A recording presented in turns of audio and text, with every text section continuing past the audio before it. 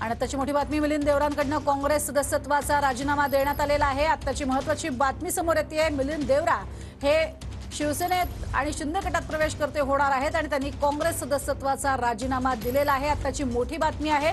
मिलिंद देवरा हे काही दिवसांपासूनच आपल्याला कल्पना आहे अस्वस्थ होते, कारण दक्षिण मुंबईमधनं त्यांना लोकसभेचं तिकीट हवं आहे, मात्र काँग्रेसकडनं ही जागा त्यांना दिली जाणार नाही हे त्यांच्या लक्षात आलेलं होतं, कारण शिवसेनेच्या ठाकरे गटाची ही जागा आहे। अरविंद सावंत हे सध्या तिथले खासदार आहेत। गेल्या 2 टर्म ते सलग तिथून निवडून आलेले आहेत, मात्र आता यावेळेला मिलिंद देवरा यांना काँग्रेसकडून इथून तिकीट हवं होतं, मात्र ते मिळणार नाही हे लक्षात आल्यामुळे आता त्यांनी काँग्रेसच्या सदस्यत्वाचा राजीनामा दिला। अधिक माहिती घेऊयात कृष्णा सोनारवाडकर यांच्याकडनं। कृष्णा, आता कधी त्यांचा पक्षप्रवेश शिंदे गटात पाहायला मिळेल? प्रज्ञा, काँग्रेसला एक मोठा धक्का म्हणावा लागेल, कारण मुंबईतील काँग्रेसचा एक मोठा चेहरा म्हणून मिलिंद देवरांना मानलं जायचं आणि आता त्यांनी काँग्रेसच्या मूळ सदस्यत्वाचा राजीनामा दिलेला आहे।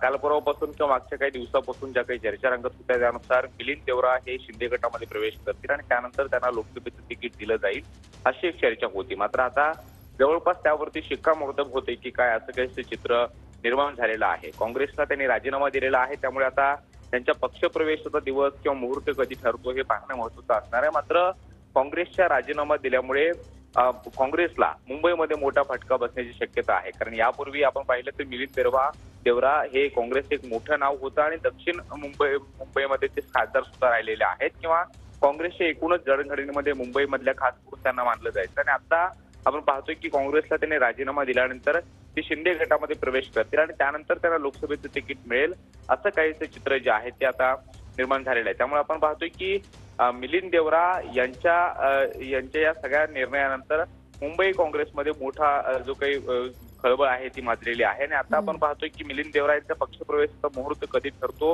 हे पाहणं महत्त्वाचं असणार आहे आणि त्यानुसार मागच्या काही दिवसापासून जी काही चर्चा आहे त्यानुसार मिलिंद देवरा हे शिंदे गटामध्ये प्रवेश करतील, शिवसेनेमध्ये प्रवेश करतील आणि त्यानंतर त्यांना तिकीट दिलं जाईल अशी काही चर्चा आहे। त्यावर ते आता जवळपास शिक्कामोर्तब झाल्याचं आपल्याला पाहायला मिळते। त्यामुळं त्यांच्या पक्षप्रवेशाचा मुहूर्त कधी ठरवला जातो, पक्षप्रवेश कधी होतो आणि एकूणच पुढची कशा घडामोडी होतात पुढच्या हे पाहणं आता महत्त्वाचं असणार आहे। नक्कीच। आणि आपण बघितलं तर मुरली देवरा असेल किंवा म्हणजे त्यांचे वडील असेल आणि ते असेल गांधी घराण्याशी जवळचे असे मानले जात होते, मात्र आता त्यांनी आपल्या मुळात सदस्यत्वाचा राजीनामा दिलेला आहे। तर धन्यवाद कृष्णा या संपूर्ण माहितीसाठी।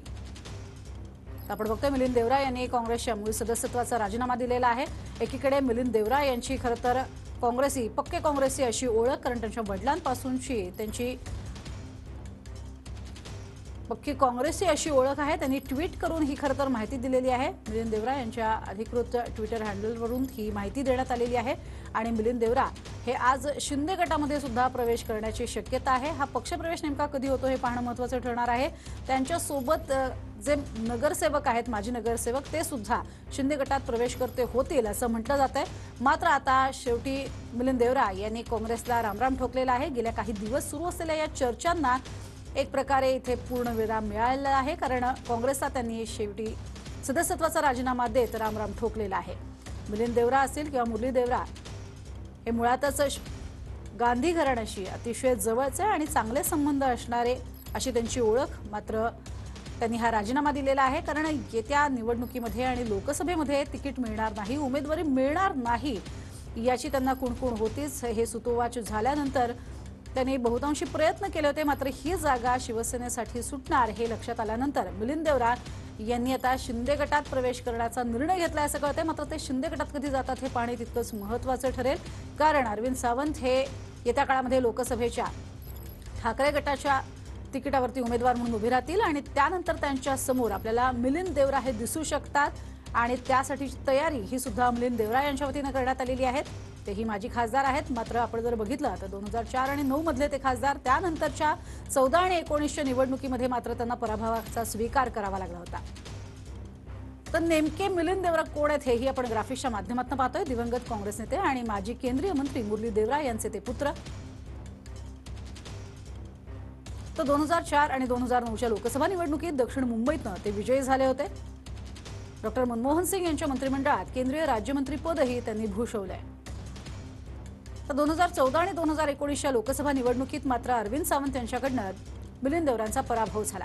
भविष्याच्या जागा वाटपात दक्षिण मुंबईची जागा ही ठाकरे गटाकडे जाण्याची दाट शक्यता आहे। दक्षिण मुंबईची जागा ठाकरे गटाकडे जाण्याची शक्यता असल्यानंच देवरा नाराज असल्याची चर्चा होती आणि हीच जी चर्चा आहे त्या चर्चेला आता एक प्रकारे अल्पविराम मिळालेला म्हणावा लागेल, कारण मिलिंद देवरा यांनी काँग्रेसच्या सदस्यत्वाचा राजीनामा दिलेला आहे आणि हा राजीनामा दिल्यानंतर आता ते कधी पक्षप्रवेश शिंदे गटात करतात हे पाहणं महत्त्वाचं ठरणार आहे।